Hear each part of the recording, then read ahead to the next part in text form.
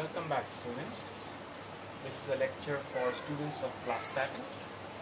This is a physics lecture, and in this lecture we will talk about exposed to radiation, which is unit 7.04 of your textbook.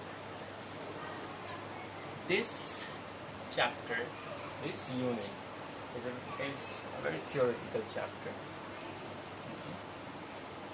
There's a lot of theory, not much of calculation, just knowing a few things. Exposed to radiation. So in the last lecture, I have given you a hint that nuclear radiation can be harmful if the amount of radiation is very high. Is high, then it can cause severe damage, as severe as causing cancers. Why is that? The last class I have told you that inside the cells we have DNA, deoxyribonucleic acid. So we'll learn more about this when we do biology. But this DNA contains the information, contains the code that will determine how a cell will grow. Okay, how a cell will grow. If this DNA is somehow is changed. There's a word for that, mutation. If there's a mutation, if a change happens inside this DNA, then the cell may grow abnormally. That is what we know cancer is. Cancer is nothing. It's not actually nothing. It's very serious. Something very serious. It is something where the cell grows abnormally. Okay? It grows. There's an abnormal growth. Tumor is something very much similar to cancer. So, if you are exposed to a high concentration of radiation, then it will be a problem for you. It will be a problem for you. So, in this chapter, we will see how this will be up. In this chapter, we will see how this will be a problem for you and how you can stay safe from this. Like, you have heard about nuclear power station. I have told you before about nuclear power station can produce a lot of fuel, a lot of energy, can produce a lot of energy. If you want the statistics, I can tell you that the total power production of a country right now is 20,000 megawatt, around 20,000 or 18,000 megawatt. The two power plants that we are building in Rupur and somewhere else, I forgot the name. One in Rupur and the other one forgot the name of that one. Anyway, that two power plant will be capable of producing around 12,000 megawatts. Okay, so it can produce half of the country's demand. All right, two nuclear power stations. And how many power stations do we have? How many coal-powered power station do we need for this 20,000 megawatt? We need around hundreds and hundreds of power stations. Okay. So this is what nuclear power station can do. Can produce huge amount. But what is the fuel of this nuclear power station? It is uranium, which is a radioactive material.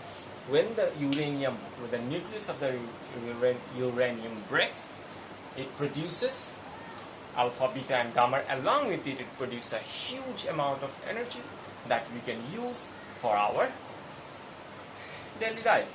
Alright, so we know about nuclear power station. There are people who are working in nuclear power station. People working in nuclear, how are they going to cope with this, isn't it? I have told you in my previous, when I was in the class, I also applied for a job in nuclear power station. But how, if I got the job there, then how would I have worked there? isn't it? Isn't it hazardous? Yes. So people who work at the power station, they have some risk, but the owner, the government, the engineers, they are trying their best for the safety, and there's a, I would say the safety is well to the modern in this modern world. Okay. So, what are the problems with nuclear power station? What are the problems with nuclear power station? Nuclear power station problems. What are the problems? One is the radioactive waste. Where are you going to dump it? This is a problem. And the radiation in workers, or radiation, or you can just say as workers' safety. What can you do? Two big problem. Okay. Two big problem. How can we deal with this? One way of dealing with this is,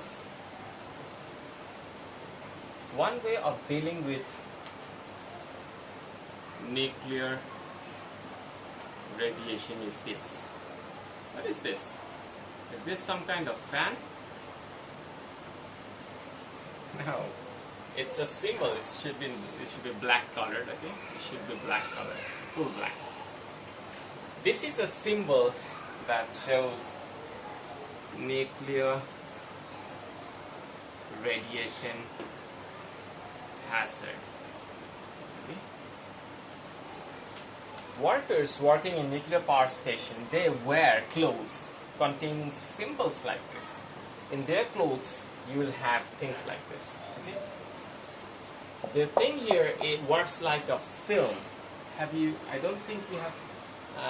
You wear. I think you have. I don't think you are very much familiar with the photographic film, but I think you have at least heard of it.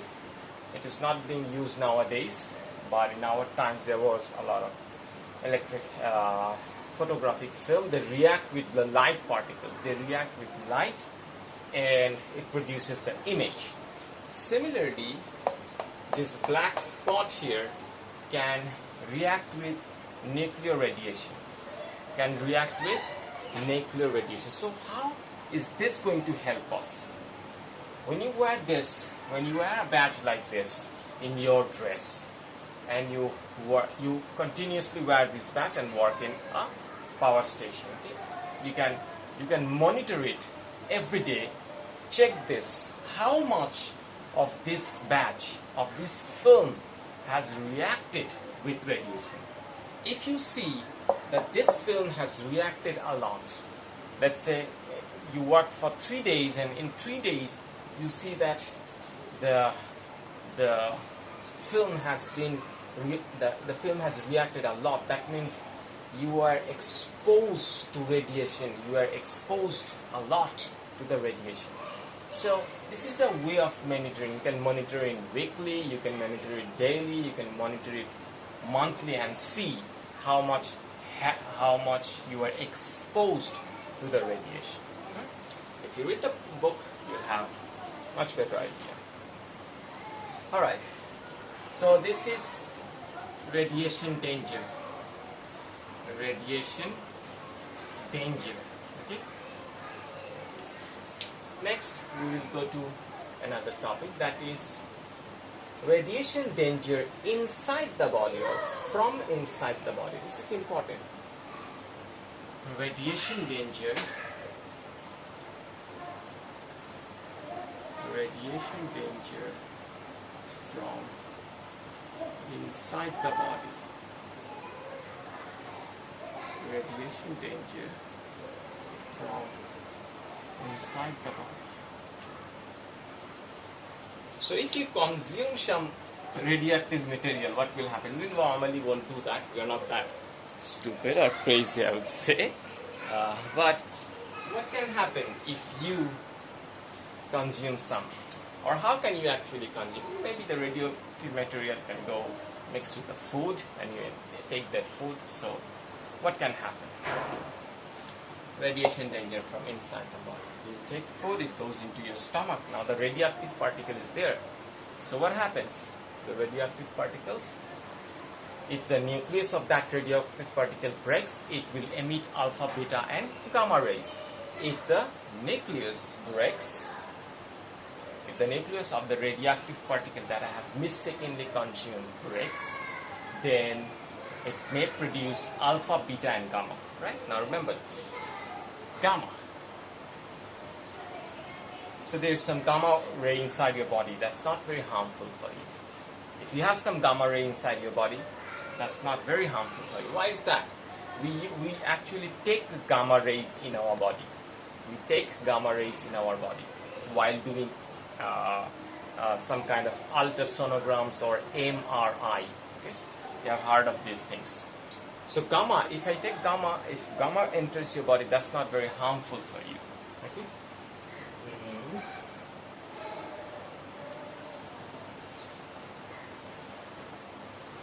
Okay, so I'm not telling that it's useful for you. I'm telling you it's less harmful. Gamma rays inside our body is less harmful. Why is that? Because gamma ray has a very good penetrating ability, and gamma ray will penetrate and come out of our body. It will not stay inside our body. Beta ray, it has a penetrating ability but not that good. Still, beta ray will not be that harmful. But alpha rays will be very harmful. Alpha rays. If by chance you have consumed, if you have consumed something that produces alpha radiation, then it's going to be very, very harmful for you because it stays in your body, it cannot come out. Second, alpha radiation has very good ionizing ability. We have learned this in the last class, in the last lecture. Ionizing ability. When the alpha ray moves here and there, it ionizes the nearby particles inside our body, and that's not very useful for us. If your body becomes ionized, if you become charged up, that's not harmful. That's not very good for your body. So if you have a radioactive particle inside your body, and if that emits alpha particle, then it's very, very harmful for you. What about radiation from outside the body? Radiation from outside the body. Now, let's say there's a radioactive source and I'm walking around, I'm walking nearby. How harmful is that for me? If that source emits only alpha radiation, it's not going to be very harmful for us. If it produces only alpha radiation, it's not going to be very, very harmful for us. Okay? Why? Because alpha has